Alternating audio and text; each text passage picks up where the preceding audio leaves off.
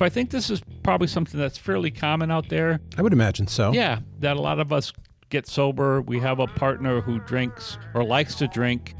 And there does come to be a point where, how does that look?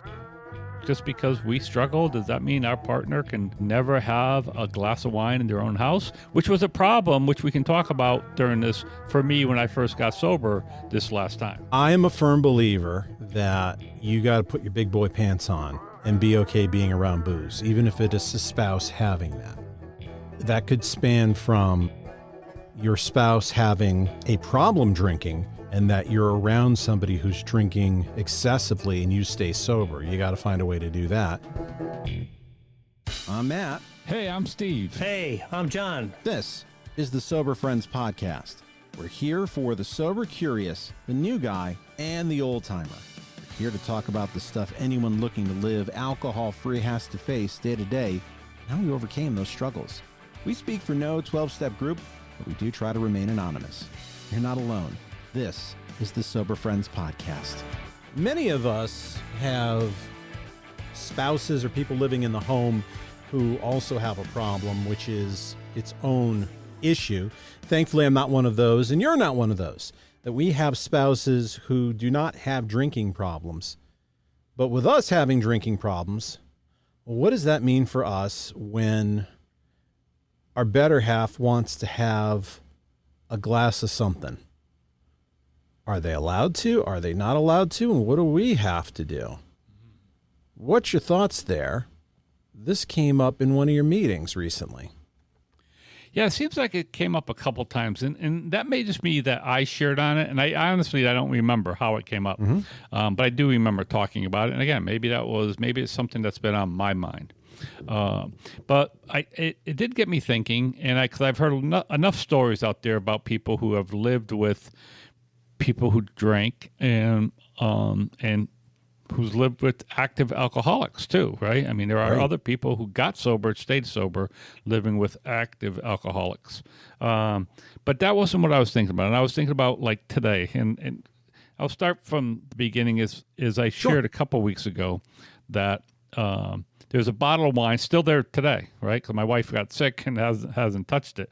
Matter of fact, she told me, why don't you pour that out? And I'm like, why? It's not going to go bad. Eventually, you're going to have another glass of wine. But anyway, there's a bottle of wine in my fridge with one glass of wine poured out of it. And that glass of wine was poured out now probably 3 weeks ago, right? And my comment was, right, I live with a person who can do that. She can have a bottle of wine and have a glass of wine once in a while. Typically, it doesn't go that long, but she had gotten sick, so she hasn't been drinking for a bit. So it got me thinking about how do we negotiate that, right? And it came up in my Friday night meeting, and that's what I sort of talked about. It's like I live with a non-alcoholic who likes to have a few glasses of wine now and then. So there had to be a negotiation. Now, it took a lot of different paths, if you will, before we got to where I am today to have a bottle of wine in there. But I've been married twice, and both of those times were to non-alcoholics, and both of those times looked somewhat different for me of how that went, depending on where I was in my sobriety and who that person was I was living with. So I think this is probably something that's fairly common out there. I would imagine so. Yeah, that a lot of us get sober. We have a partner who drinks or likes to drink, and there does come to be a point where, how does that look, right? Just because we struggle, does that mean our partner can never have a glass of wine in their own house? Which was a problem, which we can talk about during this, for me, when I first got sober this last time. I am a firm believer that you got to put your big boy pants on and be okay being around booze, even if it is a spouse having that. That could span from your spouse having a problem drinking and that you're around somebody who's drinking excessively and you stay sober. You got to find a way to do that. And I don't want to be that guy to put the pressure on somebody else, especially if they don't have a problem. Right. To me, maybe this would be a different case when I was earlier on. But my wife likes to have this Chobani yogurt that is strawberry and banana. Now, I like Chobani yogurt. I like the strawberry yogurt, but strawberry banana is vile. Just because it's in the fridge doesn't mean I'm going to eat it. I'm not going to eat it. So I have to be good spiritually enough to handle if there is wine in the fridge or beer or hard alcohol and not drink it. It's easier said than done with me because my wife pretty much has stopped drinking. I don't know the last time she's had a drink. It's probably been years. And if it has been, maybe it was on a business trip. It's not like even a case of I am choosing to be sober. I'm just not interested in drinking. Mm-hmm. So I'm very lucky there. And she poured out all the booze when I got sober. But I don't know. To me, it's like when you go over family and they have booze around. Mm-hmm. It's the same thing for me. Yep. My first wife was exactly like your wife is, right? She drank and she would have some drinks, but pretty much like she wouldn't even think about having a glass. It just wasn't a thing for her. Like regular weekday, pour a glass of wine, sitting there, like that just wasn't her thing. So the first time when I got sober and came in 95, it was sort of pretty easily. Booze went away, it stayed away. And then eventually, I mean, it came back, like you said, and going over families. Her parents had a cottage up in Maine. It was a big happy hour time. When you're on vacation, like it was a very nice cottage on the beach. So, 5 o'clock was happy hour for them. And I had to get used to it. I had to get used to that right out of the gate. Mm-hmm. Like the first year I went up there, like it was 5 o'clock happy hour, and I had to go, well, I'm not participating. So, and that's what I'm talking about, right? Not only living with someone, but negotiating that life.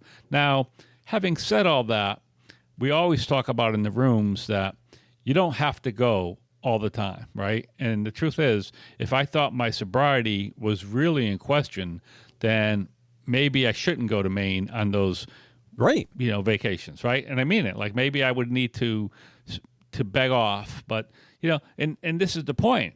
But in that case, then I would have been home alone because my wife and the kids were going to go, and that could be more dangerous, right? In early sobriety for me to be home alone. So that's my whole thought about this is like, how do we negotiate that? What do we do? So like I said, for me, it was fairly easy the first time in my home because my wife didn't really care much about it. She could care whether she drank or not. She could care less. After my relapse, my story was that I got a divorce while I wasn't drinking. I wouldn't say I was sober. And then I remarried at the same time period to my current wife. So she knew I was in recovery, whatever that meant to her at the time. Mm-hmm. And then I relapsed while we were married. And so when she found out about that, because she didn't know about it at first, we had to make some decisions. And just like your wife, she asked me at that time, do you want me to get rid of all the alcohol in the house? We had a lot of it in the house. And I said yes. So it all went away. But one of the things that happened to me is that after a short period of time, my wife was like, I want to have a glass of wine. Yes. And she was like, I'm going to stop after work and have a glass of wine. And that drove me nuts. Like, really? I was like, yeah, that drove me nuts. Like my wife again, I don't know, call it what you will. It's probably my own character defects of, thinking and going into a bar, seeing a single woman and they're drinking a glass of wine. But that's what my vision. Here's my wife sitting at a bar somewhere, which is what she was doing, and having a couple of glasses of wine. Not with friends, by herself, right? And I would go to meetings early on, early sobriety. When I first came back, I would complain and I would whine, and guys would tell me all the time, don't worry about it, worry about yourself. But eventually, somebody, you know who it was? Too, Stan from Thursday night. Remember Stan from the Thursday night men's meeting? Do you remember him? No, I don't know him. Some of the other guys do then. Stan grabbed a hold of me. Stan, he's no longer with us. And we talked about it one night. Like we talked for an hour after that meeting in the parking lot. when it was still at one church. And he said to me, he's like, where would you rather have her drinking? And like literally had that conversation. Where would you rather have her drinking, in the bar or at home? And I was like, I'd rather have her drinking at home. He goes, well, there's your answer. Right? So then we had to figure out what that looked like, my wife and I, and how that looked, and what, and it took some negotiation, and it took some trying to figure it out. And it wasn't easy, and it wasn't always easy. And there were times at first when it was very difficult. I shared at the meeting that bottle of wine sits there, and I see it, but it doesn't speak to me. Like it's not like I don't feel drawn to it at all. It's sort of just like, it might as well be, like you said, it might as well be the banana and strawberry yogurt, right? I'm not going to eat it. I'm not going to drink it. So today I can do that. Right. 2 or 3 years sober, I don't think I could have done that. I don't think that was something that I could have done. But, so we had to do that. And if I had a problem and I started feeling uncomfortable, today I can ask my wife, something, I'm sort of itchy about alcohol. Can you not have a bottle of wine in the house? And she'd probably be okay with that. But she'd probably ask me a couple weeks later, hey, can I get a bottle of wine and have it? Because she likes to have her wine. She does. She'll go through times where she'll have a glass of wine 3-4 nights in a row, and that's fine. Because like I said, she can do that. I can't. You're bringing up something that is important, and that's communication. Yeah. That if you are in a relationship where you say, hey, hon, would you mind not bringing in the booze? And they say, go screw yourself. Right. That's the sign of a problem. There might be a bigger problem there.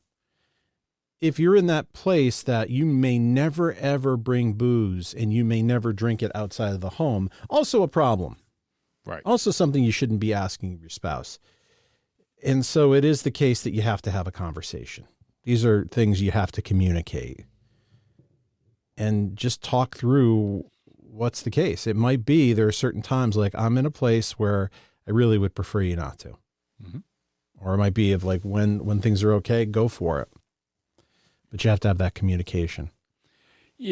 This also applies to, and there are plenty of people, especially nowadays, are coming in younger and younger. So there's lots of people out here are coming into the rooms, they're getting sober, and they're still living with parents. Yes. So it's not just spouses that this applies to, right? It's like, so if you're a younger person or even an older person that for whatever reason you had to move back home and you're living with mom or dad or whatever it might be, it could be that type of situation too.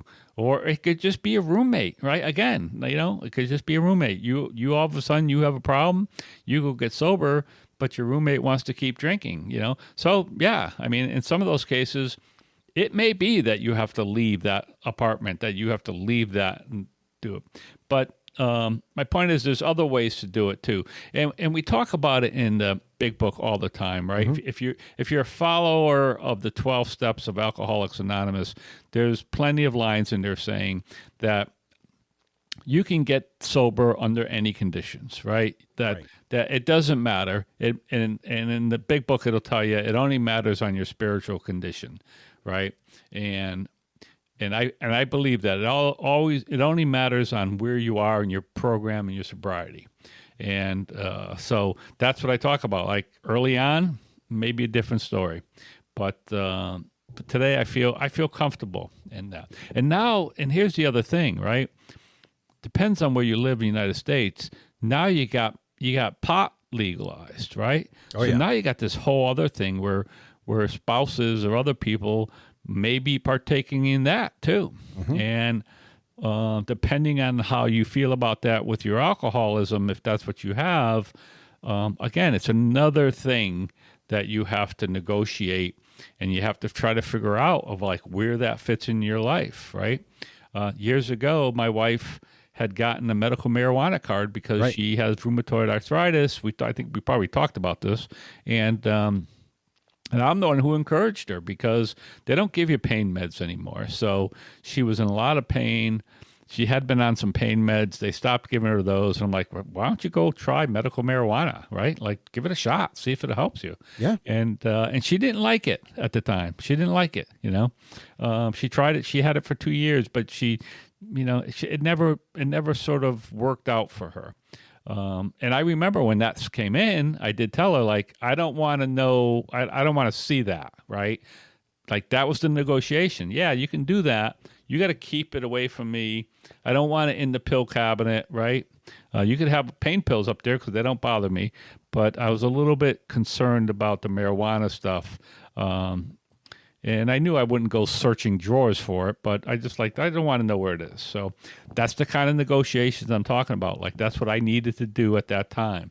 I think today it would be different for me. It would be the opposite for me. The medical marijuana wouldn't be a problem because I never cared for it. Right. But pain pills are great. Yeah. Oh, I could have gotten into pain pills in the worst way. It is also, and in Connecticut, we have them. There's a mall we live near, and I think there are dispensaries like outside every entrance to that mall, all around it. There's like 3 or 4. Right. Like, you could throw a stone and you've got your choice of places to get your gummies. It is something you got to think about. If I don't know if it's in the book or I just heard people saying this, but you're really only an arm's length away from drugs or from drinking anyways. Right. And that's how I look about it. Even if there's no booze in the house, if I really wanted it, I could go out and drive and get it. Yeah, absolutely. Listen, I'm walking distance to 2 package stores, right? And one's a little bit farther than the other, but certainly walking. Matter of fact, my auto shop is past one of the package stores, and I often bring my car and drop it off and walk home just because I like to exercise. So certainly, and the other one's even closer to me. It's literally about a mile away from my house. And for me, that's a nice walk. But so yeah, there's booze out there, right? And it's the same thing. And I've said it.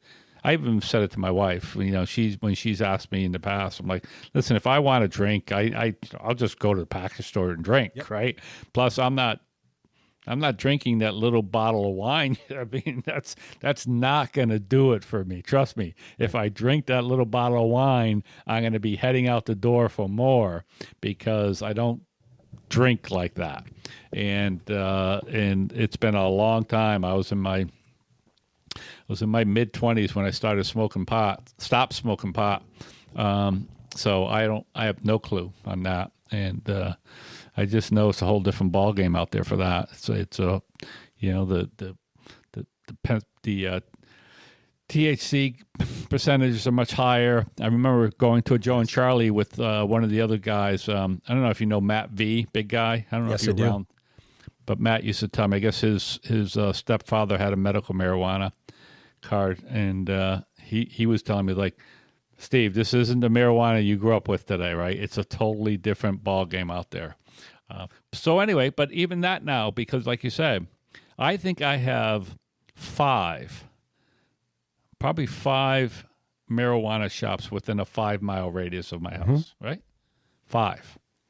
So again, it's out there. I don't need to buy it off the street anymore. So those are the things, right? Those are the things that I realized today.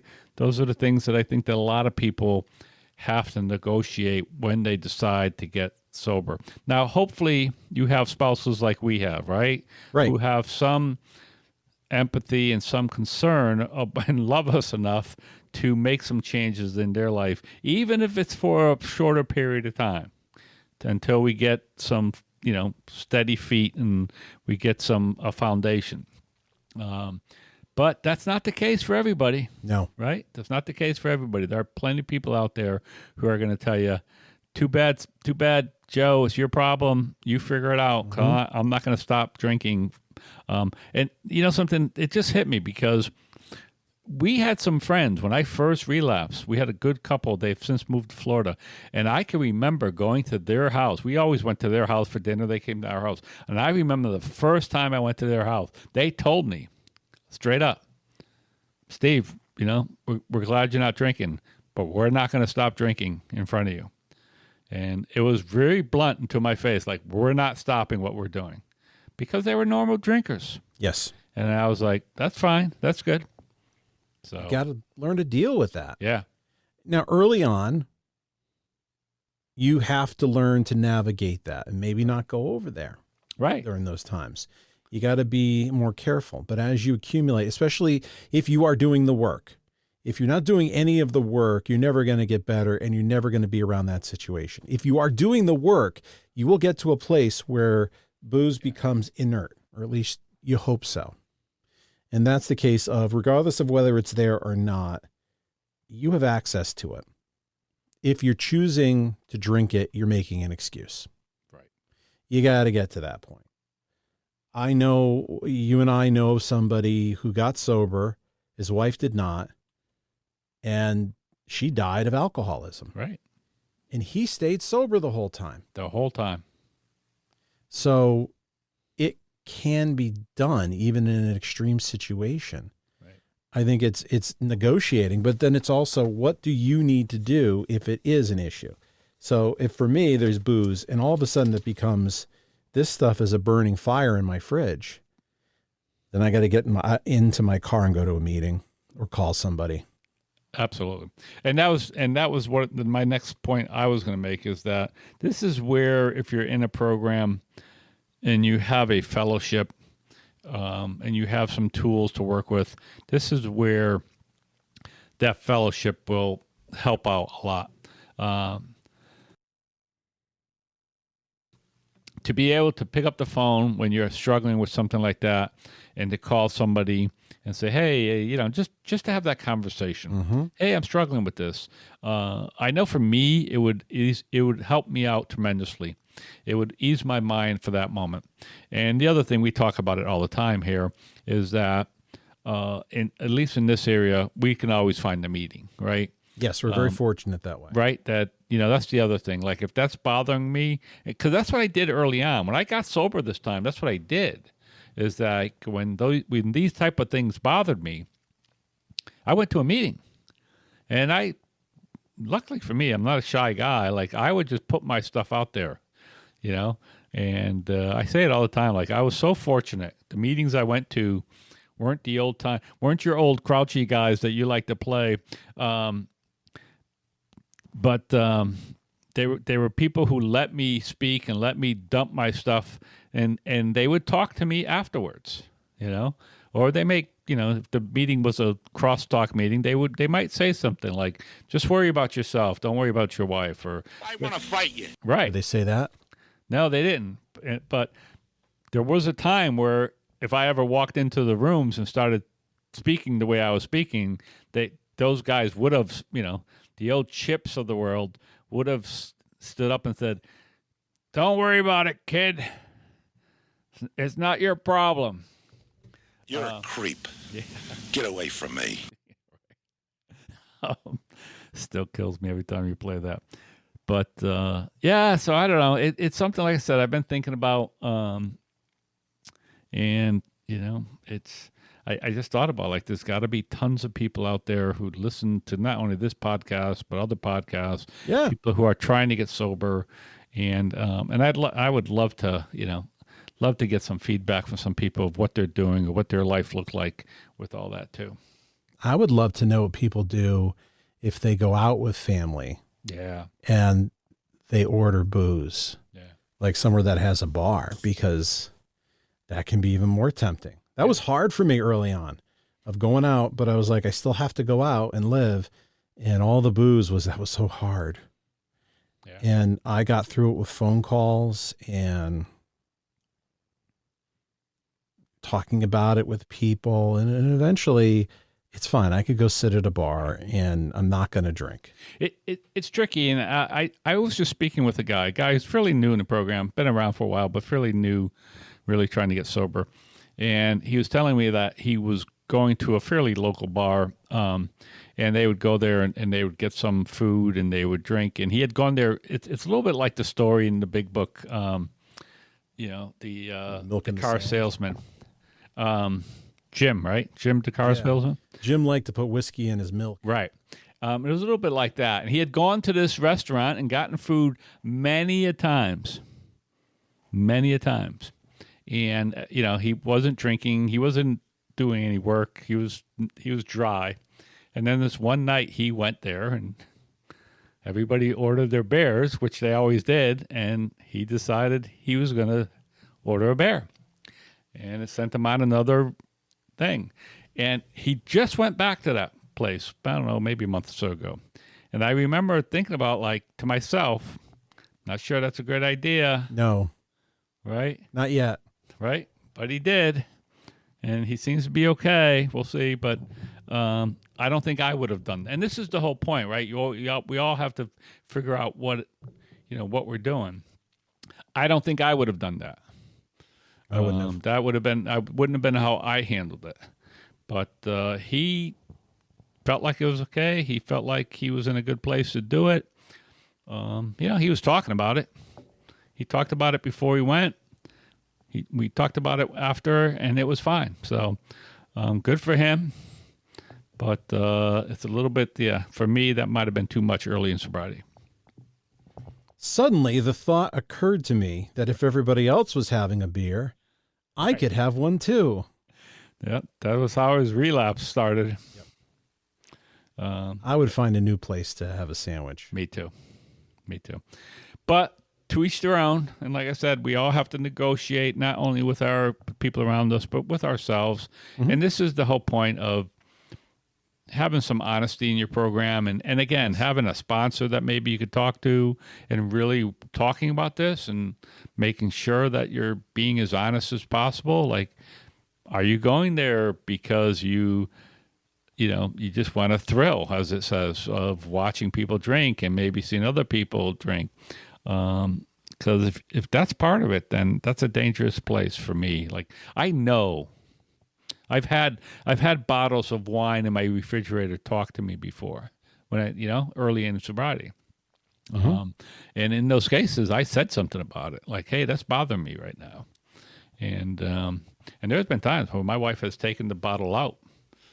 And but that, again, that was early sobriety, and I did what I needed to do, right? Today it's a lot better. I don't worry about it. I also don't put myself in a lot of positions where I'm around a lot of really drunk people. Right. And I know you talk about it a little bit with some families sometimes, but I don't see that much anymore. Nowadays, I'm at an age where I don't get invited to that many weddings anymore. At times at weddings, I would see some really drunk people, mostly my families, right? My relatives. But I don't see that much anymore.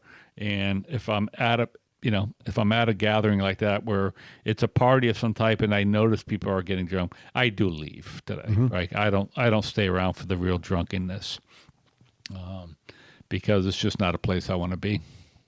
Drunken people have always caused me great anxiety. Yeah. Even when I was drinking, I do not like people being that out of control. Right. But it's the part of the communication, if you're out, I'm good communicating to my wife. No bueno. We got to go. Yep. Me too. I don't think I've ever pulled that card out, but she knows that I can pull that card out. Yeah. But no, mine too. It's like, if I'm uncomfortable at a place and it's not working for me, and actually my wife hates being out usually anyway. So it's really easy. If usually I'm the one saying, let's stay for a while, and she wants to go. So it's really easy. Like, if I go, hey, listen, I need to get out of here. She's a woman. She's like, okay, I want to get out. Let's go home. So it all works out. But again, if you're out there struggling with this, if it's something that you have a problem with, or maybe you have a solution that worked for you. Yeah, it's something I really like to hear about, because you're not alone, right? If you're out there struggling with this, you're not alone, and you don't have to blow up a relationship. No. Always, you don't have to. You may have to at certain ones, but there are ways to work around it. And certainly for me, that's diving into AA. That's really what it is, right? And that would be my suggestion to anybody who's struggling with this, who's in a relationship, is finding it hard. If you're not doing 12-step stuff, you may want to give it a shot, because there's a huge community who can really help you out with this kind of stuff. And even if you're not a 12-stepper, a meeting is a safe place to go. Yeah. You only need to have a desire to stop drinking. You don't even have to, if you just want to go hang out because I need a safe place, do it. You're welcome. And with Zoom, there's still tons of Zoom meetings out there. If you need to go run downstairs, get on your computer, get on your phone and dial into a meeting. That's right. Do it. You know, I don't even think about that. Like, when you think about Zoom, there is always a meeting happening. Yes. Like every hour, I'm sure. Like, you can dial, if I want to get off this and at 9:00 find a Zoom meeting, no question, I can find a Zoom meeting somewhere in the world that I could jump onto. And I don't use those much, but you're right, they're out there, and it's a great way to do it. And that's the other thing I would say too. Like you said it, even if you're not part of the 12-step solution program, doesn't mean you can't go to a meeting. Doesn't mean you can't go to the safe place once in a while and just be like, hey, I'm here. I'm an alcoholic. And some meetings are more open to that than others, but it still is a safe place to go. And that's why early sobriety, that was my go-to. Let me get out of the house for an hour and a half, When I talked about Stan, that was an hour and a half meeting, and I literally talked to this guy for an hour in the parking lot afterwards. And I remember being so grateful that he took that time and talked to me. It was something I needed at that point in my sobriety. I take a very liberal idea to that of the only requirement for membership is a desire to stop drinking. So therefore, it's a safe place. And I have suggested, I had a friend who was not a 12-stepper, who was not in a great place, not a drinking place, but had a fight with a spouse. And I mentioned, I know it's not in your thing, but you can go to a meeting, even if you just want to sit there for an hour, because it is a place to talk to other people. Right. You have a desire to stop, regardless of how you classify yourself, you have a desire to stop drinking, so you have an invite. You do. And you can hang out there. And if you want to share and talk to somebody, you have the opportunity to do that. Right. It's a great place. Give it a shot if you haven't. Well, this is what I'm going to say. We'd love to hear from you. The ways to contact the show are matt@soberfriendspod.com or on Instagram, Blue Sky, and TikTok. The handle is @SoberFriendsPod. And if you haven't followed the show there, you should do that. And you should, if you're listening to this, you should follow the show on whatever podcatcher you have. And you should play it, and you should share it with 10 friends and make those 10 friends like a chainmail, and just make everybody, listen to it. Go to the Apple Store, go to every iPhone, hit the subscribe button there. Go to Best Buy, do the same. I'm not asking for much. That's it.